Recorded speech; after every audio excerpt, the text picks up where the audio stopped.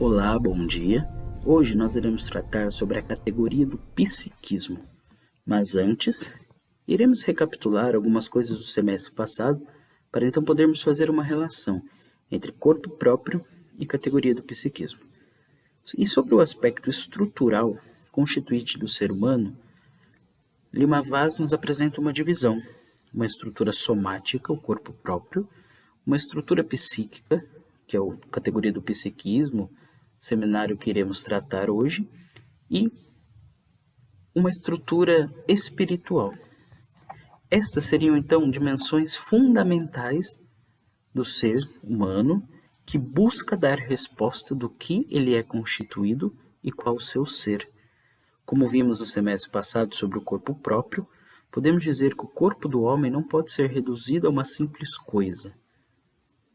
Deve-se levar em consideração o aspecto do corpo vivido, que se faz presente imediatamente no mundo, que não pode ser objetivado e que é entendido como estrutura próxima da subjetividade, constantemente operante no seu relacionamento com o mundo. Estudar o corpo humano no ponto de vista filosófico é então fazer um estudo sobre a dimensão constitutiva e expressiva do ser humano. É na contemporaneidade que surge então a terminologia corpo próprio, e é a partir da corporalidade que o homem torna capaz de se autocompreender. É por meio dela que o homem se exterioriza-se no mundo. Diferente então do corpo próprio, o psiquismo ele não é a presença imediata do homem no mundo, mas mediata, isto é, situa o homem no mundo externo através do mundo interno. Na perspectiva vaziana, o psiquismo se dá em dois eixos principais. O da representação, que está ligado à imaginação, que permite o homem captar o mundo externo, e o eixo da afetividade, que está relacionado ao desejo. Esses eixos são modos de manifestar as mediações do psiquismo, que se dão através de um eu percipiente e de um eu apetente. Deste modo, podemos afirmar que o psiquismo é o modo de interiorização da realidade no contato com o mundo externo. Sua posição é mediadora do corpo próprio com o espírito. Temos aí então um movimento dialético entre interioridade e exterioridade. A primeira é constituída a partir da realidade exterior. Assim, o psiquismo capta o mundo exterior e reconstrói o mundo intrapsíquico. Citando Edith Stein, podemos dizer que a psique pode ser compreendida como a dimensão da interioridade, que se expressa na corporeidade e como expressão dos atos espirituais que podem direcionar as vivências propriamente psíquicas. Compete dizer ainda que, apesar do homem ser constituído de apetites e desejos, memória e emoção, o seu ser não se limita somente ao psiquismo. Além disso, a dimensão psíquica do homem não dialetizada fecha-se num egocentrismo sem precedentes. O psiquismo é então a parte constitutiva do ser do homem, e não a sua totalidade. Há outros aspectos que transcendem a própria interioridade do homem, que o lançam para fora em busca de algo mais. É aqui, então, que se apresenta uma dimensão espiritual do homem, assunto que será tratado em outro seminário, mas que caracteriza como o ser propriamente humano. Citando Edith Stein, podemos dizer que a psique pode ser compreendida como a dimensão da interioridade, que se expressa na corporeidade e como expressão dos atos espirituais que podem direcionar as vivências propriamente psíquicas. Compete dizer ainda que, apesar do homem ser constituído de apetites e desejos, memória e emoção, o seu ser não se limita ao psiquismo. Além disso, a dimensão psíquica do homem, não dialetizada, fecha-se num egocentrismo sem precedentes. O psiquismo, então, é a parte constitutiva do ser, e não a sua totalidade. A compreensão explicativa do psiquismo. Nos meados do século XVII, um grande acúmulo de conhecimento acerca do ser humano, a ciência do psiquismo passou a construir um método próprio, seguindo a linha das ciências empírico-formais, pois, segundo o autor Lima Vaz, é propriamente a ciência do psiquismo como estrutura constitutiva do homem, na medida em que pode ser investigado experimentalmente.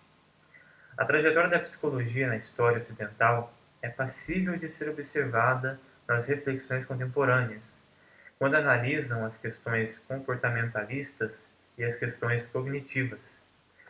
A primeira questão exclui as contribuições que compõem a vida interior do ser humano. A segunda, ela exalta o modo racional do ser humano de se organizar no mundo. O autor ainda vai dizer que ele vai nos apontar, no seu pensamento, o problema configurado nesse processo de compreensão da explicação do psiquismo, que resulta, assim, em colocar o próprio sujeito como investigador e objeto no contexto de aplicação do método científico construído pela psicologia, como caminho para compreender o ser humano. Contudo, esse ser humano coloca-se para além de um método científico, pois ele assume outras categorias que o caracterizam como em nível ontológico, como será no caso com a compreensão do espírito. Agora vamos para a compreensão filosófica ou transcendental do psiquismo. Pela compreensão filosófica, os estudos acerca da categoria do psiquismo dividem-se na aporética histórica e na aporética crítica. A primeira concentra-se na apresentação do problema a ser investigado na tradição ocidental, pelas vias da antropologia cultural, da história das religiões e da fenomenologia religiosa. Elas apontam que a problemática entre corpo e alma sempre existiu na história do Ocidente, com o intuito de responder à pergunta: o que é o homem? Na aporética crítica, a categoria do psiquismo ocupa a função de mediadora em relação à categoria do corpo e do espírito. O autor Lima Vaz vai afirmar que a presença psíquica é mediatizada pela presença somática, e essa mediação permite o estabelecimento da distância entre o sujeito e o mundo. O filósofo, em suas afirmações, se propõe a ir mais longe ao dizer que esse sujeito não está apenas sendo captado, mas também interpretado pela atividade psíquica.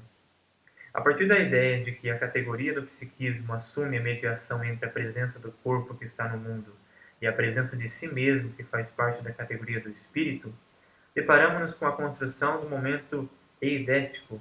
Por quê? Guimarães vai dizer: o psiquismo se organiza segundo um espaço e tempo, que não coincide com o espaço-tempo físico-biológico, a qual está ligado ao corpo, mas tem suas dimensões e seu ritmo próprio.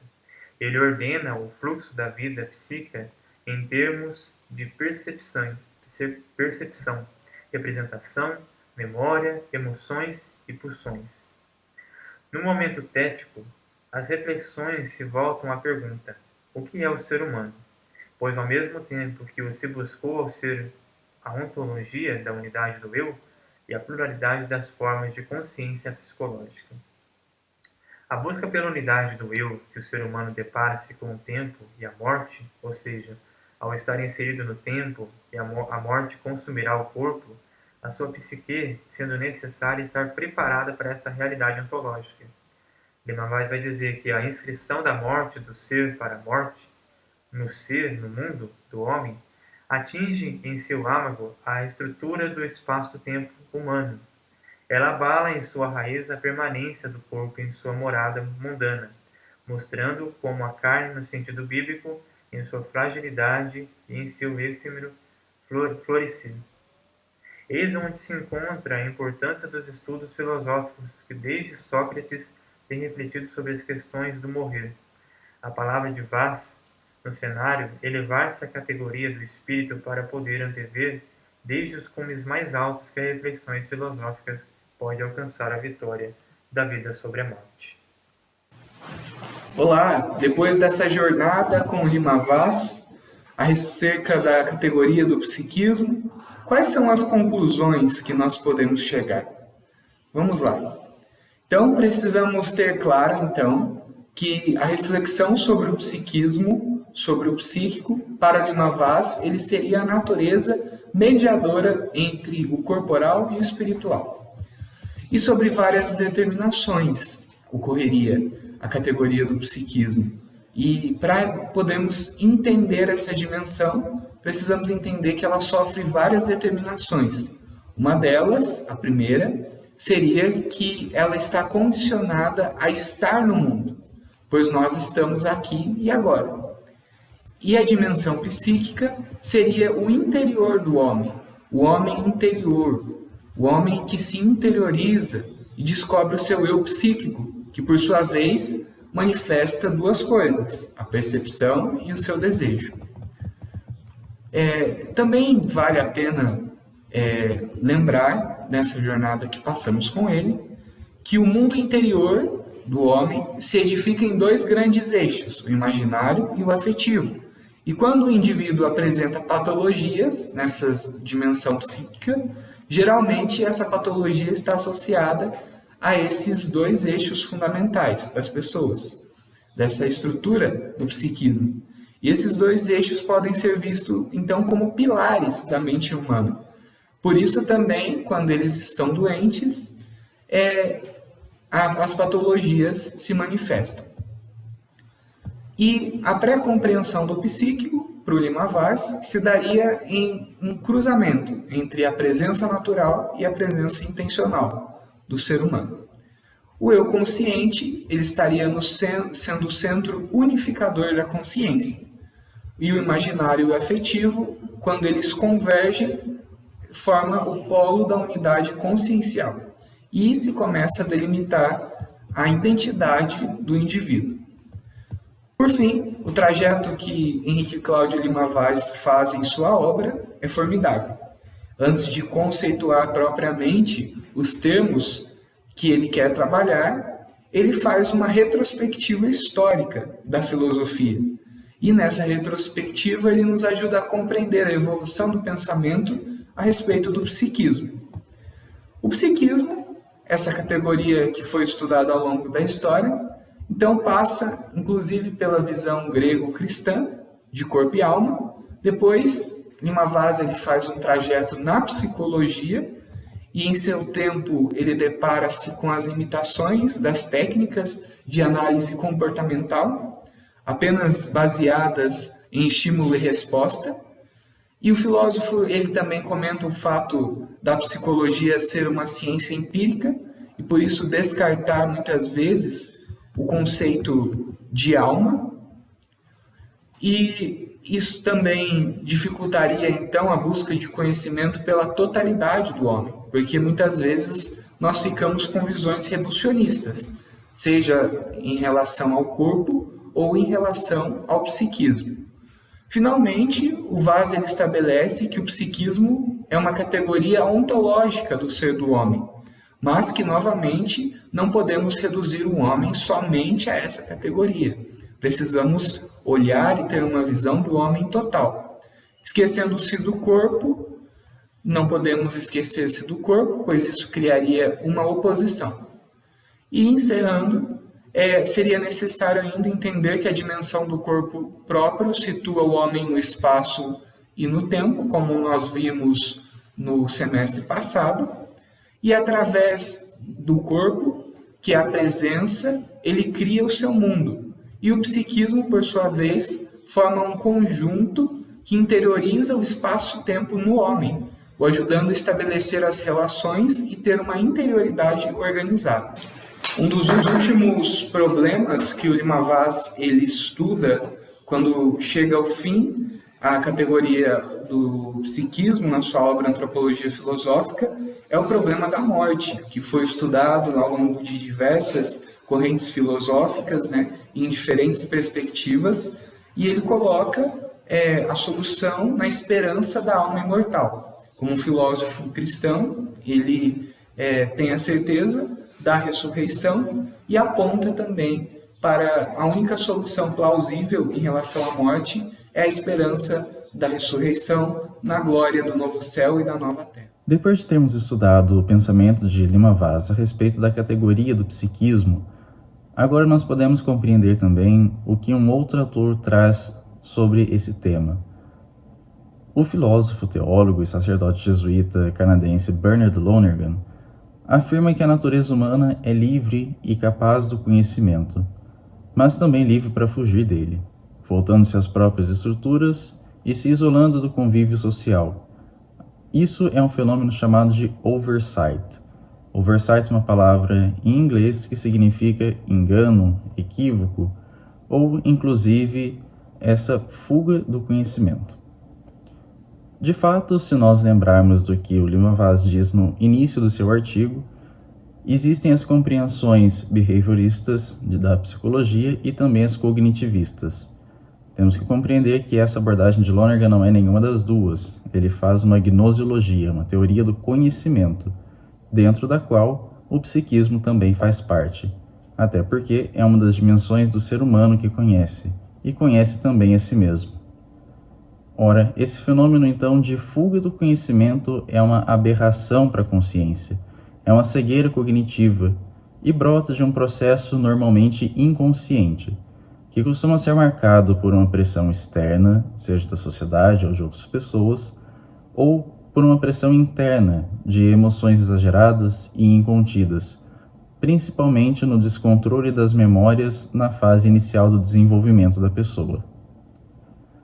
Todas essas coisas dominam as faculdades psíquicas do indivíduo e bloqueiam o surgimento de insights, que são os atos de conhecimento, em qualquer natureza que sejam, científica, matemática, do senso comum, da vida cotidiana.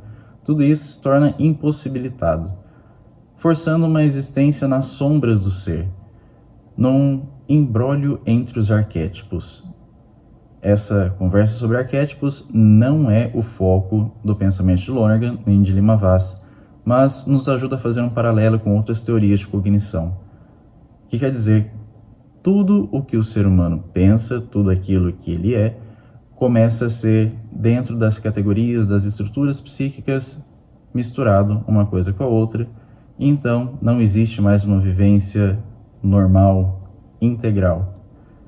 Assim, pela fuga do conhecimento, se renuncia às faculdades do espírito e, dessa forma, também à unidade do ser humano.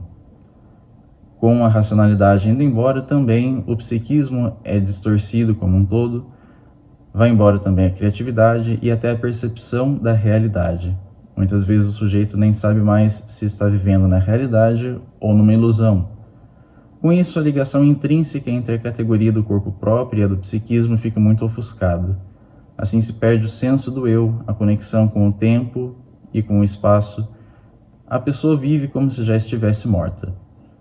Desse modo, do mesmo modo como aponta Habermas, o homem que está nesse estado tanto se desfaz que tem a sua linguagem truncada, num nível que ele chama de paleossimbólico, surreal, e que depende, portanto, de uma intervenção terapêutica.